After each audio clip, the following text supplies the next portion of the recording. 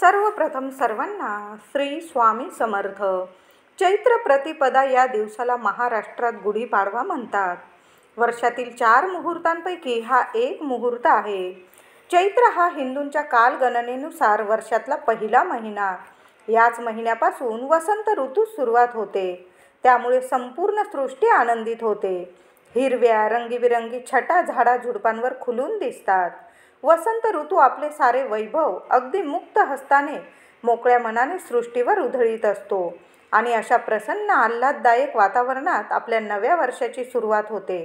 मग आपण नव्या वर्षाचे स्वागत नको का बरं आनंदाने करायला? चैत्राचा अर्थ नव्या वर्षाच्या पहिल्या महिन्याचा पहिला दिवस म्हणजे वर्ष प्रतिपदा. या दिवसालाच आपण गुढीपाडवा म्हणतो व हीच चैत्र शुद्ध प्रतिपदा होय. पण चैत्र या शब्दाचा मूळ अर्थ आपणास माहीत आहे का? या चैत्र महिन्याला चित्रा नक्षत्रावरून नाव पडलेले आहे. चित्रा नक्षत्रात असलेली ती चैत्र पौर्णिमा आणि ज्या महिन्यात चैत्री पौर्णिमा येते तो महिना म्हणजे चैत्र महिना. चैत्र हा शब्द चित्र या संस्कृत शब्दावरून तयार झालेला आहे. वसंत ऋतू सृष्टीची शोभा विविध रूपाने वाढलेली असते. गुढीपाडवा ह्या 2 अक्षरांनी बनलेला शब्द आहे. गुढी म्हणजे स्वातंत्र्याची ध्वजा व पाडवा म्हणजे विजय ध्वज. याच दिवशी ब्रह्मदेवाने जग उत्पन्न केले, सृष्टी निर्माण केली. प्रभू श्री रामचंद्रांनी आपला 14 वर्षाचा वनवास संपवून रावणाचा वध करून याच दिवशी अयोध्या नगरीत प्रवेश केला.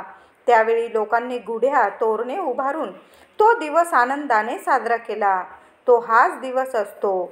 आणि जेव्हा गुढीपाडवा असतो तर आपल्या दाराला आंब्याच्या डहाळ्या जरूर लावा किंवा आंब्याच्या पानांचं तोरण जरूर लावा. तुमच्याकडं आंब्याची पानं नाही मिळाली तर अशोकाच्या पानांचं तरी आपल्या दाराला तोरण जरूर लावा आणि त्यात झेंडूची 7, 11, 21 फुलं टाकायला विसरू नका.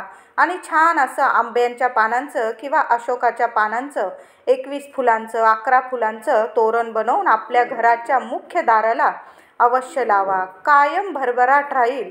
प्रभू श्रीरामांचा आशीर्वाद तुमच्या घरावर राहील. माता लक्ष्मी प्रसन्न राहील तुमच्यावर. पुराणामध्ये दिलेली 60 संवत्सरे आहेत. त्यापैकी प्रत्येकाचा वर्षारंभ याच दिवशी केला जातो. शालिवाहन राजाने शकाचा पराभव केला. त्यामुळे हा दिन विजय दिन म्हणून ओळखला जातो. शालिवाहन राजाच्या विजय दिनापासून नवीन कालगणना सुरू झाली. त्याला शालिवाहन शक असे म्हणतात. गुढी म्हणजे शालिवाहन राजाचा विजय ध्वज आहे. प्राचीन काळी चेदी देशात वसू नावाचा राजा राज्य करीत होता. धर्मपालन करणारा राजा तपश्चर्या करत असताना त्याला देवांकडून वेळूची काठी प्रसन्न झाले देव आणि त्याला वेळूची काठी दिली. राजाने त्या काठीला छानसा असा साज शृंगार करून भक्तिभावाने तिची पूजा करून ती आपल्या राजवैभवासमोर उभी केली आणि तेव्हापासूनच गुढी उभारण्याची प्रथा आपल्या महाराष्ट्रात सुरू झाली. गुढी आपल्याला काय सांगते बरं? नवीन वर्ष सुरू झालंय. नवीन विचार करा, संकल्प करा, सद्विचार सदाचार यांची झेप आकाशाला गवसणी घालू द्या.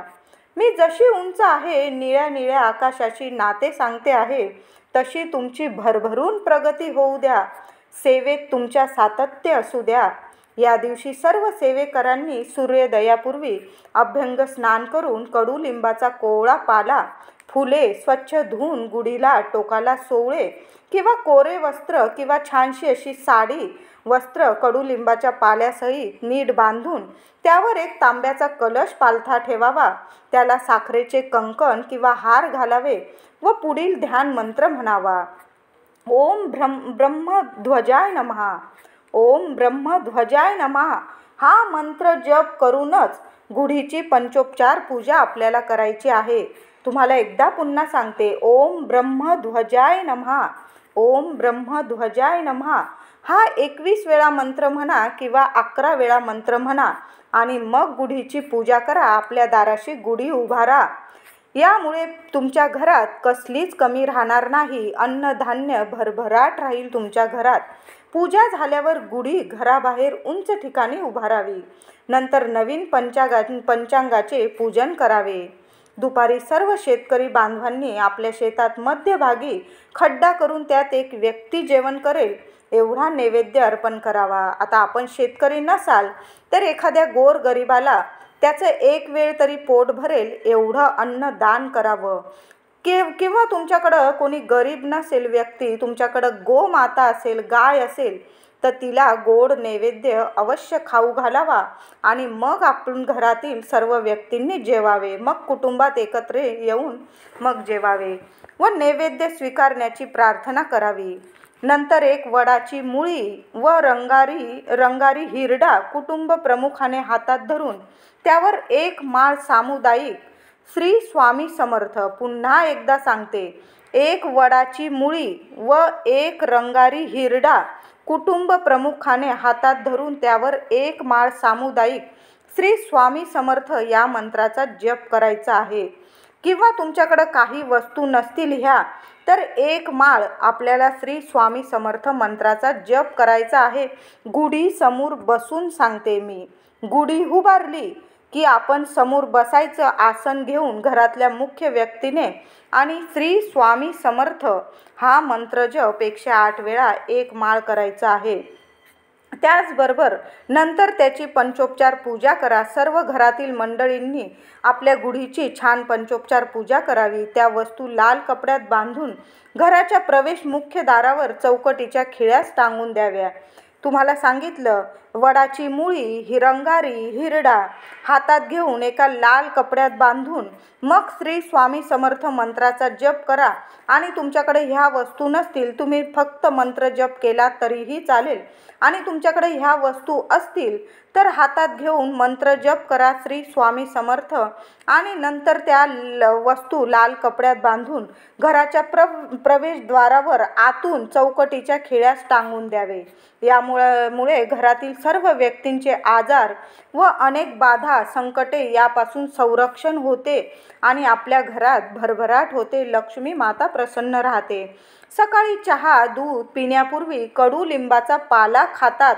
ही आपली खूप जुनी परंपरा आहे. म्हणून ह्या दिवशी अगदी लहानांपासून मोठ्यांपर्यंत कडुलिंबाचा एक पान तरी, अगदी कवळं पान तुम्ही खाल्लं सकाळी सकाळी तरी चालेल.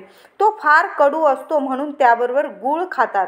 थोडासा गुळाचा खडा त्या पाल्याबरोबर तुम्ही खाल्ला, एक पान खाल्लं तुम्ही तरीही चालेल. हा पाला कडू असला तरी आयुर्वेदशास्त्राच्या दृष्टीने अत्यंत गुणकारी आहे. तो खाल्ल्याने आरोग्य, बल, बुद्धी आणि तेज वाढते. कडुलिंबाचा पाला थंड असल्याने थकवा नाहीसा होतो. मेंदूला आपल्या तरतरी येते. खरे म्हणजे हा गुणकारी पाला खाण्यास याच दिवशी सुरुवात केली तर उत्तम प्रगती पथावर जाणाऱ्याला जीवनामध्ये काही वेळ कडू घोट प्यावे लागतातच, याचीही त्यातून प्रचिती मिळते. मंदिरात मिळणाऱ्या कडुलिंबा मिश्रित साखरेच्या प्रसादाच्या मागे अतिशय मधुर भावना लपलेली आहे. जीवनात कधीही सुख किंवा दुःख एकटे येत नाही. सुखाच्या मागे दुःख असते आणि दुःखामागूनच सुखाचे आगमन होते. अस्मिता व समर्पण वृत्ती यांच्या समन्वयाने बनलेल्या या मानवाने न डगमगता हसत मुखाने विघ्नांचा सामना करावा व जीवनात येणाऱ्या सुख दुःखांशी निराश न बनता गरज पडली तर अनंत कटू घोट पिऊनही प्रभू कार्यात कटिबद्ध होऊन उभे राहावे, असा संदेश हा उत्सव गुढीपाडवा आपल्याला देत असतो. गुढी सायंकाळी 4 वाजण्यापूर्वी कधीही उतरावी. संध्याकाळी 4 वाजण्याच्या आतच आपल्याला गुढी उतरवून घ्यायची आहे. जवळपास श्रीरामांचे मंदिर असल्यास साखरेची माळ श्रीरामांना अर्पण करावी. किंवा मंदिर नसेल, घरातले लहान लेकरं असतील तर साखरेच्या माळेचा सर्वांनी प्रसाद खाल्ला तुम्ही घरात तरीही चालेल. गुढी उतरवण्यापूर्वी घरातल्या महिलेने जेव्हा आपण गुढी उभारतो तेव्हा सुद्धा आपण गुढीची हळद, कुंकू, फुलं, अक्षता वाहून पूजा करतो. त्याचप्रमाणे आपण कधी पण गुढी उभारताना पण पूजा करावी आणि गुढी उतरवताना सुद्धा महिलेने हळदी, कुंकू, अक्षता वाहून पूजा करावी आणि नंतरच गुढी उतरवायची असते. हा नियम नेहमी लक्षात ठेवायचा आहे. आजच्या दिवशी सेवेकऱ्यांनी श्री स्वामी समर्थ महाराजांच्या सेवा कार्यात खरे सेवेकरी बनण्याचा संकल्प करावा. तसेच मिळालेले जीवन हा श्री स्वामी समर्थांचा प्रसाद आहे आणि मिळत असलेले वैभव हे महाराजांचे पादोदक आहे. ही भावना श्रद्धा दृढ करायची आहे व महाराजांच्या सेवा कार्यात स्वतःला झोकून द्यायचे आहे. असे झाले तरच गुढीपाडवा उत्सव खऱ्या अर्थाने साजरा केल्यासारखा होईल. प्रभू श्री रामचंद्र, लक्ष्मण, सीता यांनी 14 वर्षे वनवासात काढली. यावेळी भरत अयोध्येत राज्य चालवित होता. तो श्री रामचंद्रांच्या परत येण्याचीच वाट पाहत होता. 14 वर्ष पूर्ण झाली. उद्या सकाळी ठरल्याप्रमाणे जर प्रभू श्री रामचंद्र आले नाही तर आपण स्वतःला जाळून घ्यायचे असे त्याने ठरवले. तशी तयारी पण केली व मनोमन प्रभू श्री राम, सीतामाई व लक्ष्मण यांचे स्मरण केले आणि तो चित्तेकडे निघाला. एवढ्यात नवल घडले. महाबली वीर हनुमान पुढे आले. भरतास वंदन करून त्यांनी श्रीराम येत असल्याची सूचना दिली. भरताला खूप आनंद झाला. त्याने शत्रुघ्नाला सांगितले, संपूर्ण अयोध्या नगरी सजवा, श्रीरामांच्या स्वागताची तयारी करा. सर्वत्र आनंदी आनंद झाला. नंदीग्रामापासून अयोध्यापर्यंत लोकांनी सुगंधी पाण्याचा सडा टाकला. शंख, शिंगे, झांजा यांच्या आवाजाने सारे आकाश दुमदुमू लागले. श्रीरामांचे पुष्पक विमान खाली उतरले. भरत श्रीरामांच्या पादुका डोक्यावर घेऊन पुढे आला. भावाभावांची भेट झाली. ते दृश्य पाहून अयोध्यावासियांच्या डोळ्यात आनंदाश्रूचा पूर लोटला. रामाने उचलूनी ते समयी भरत दृढ धरिला हृदयी. तो देखावा काय वर्णावा.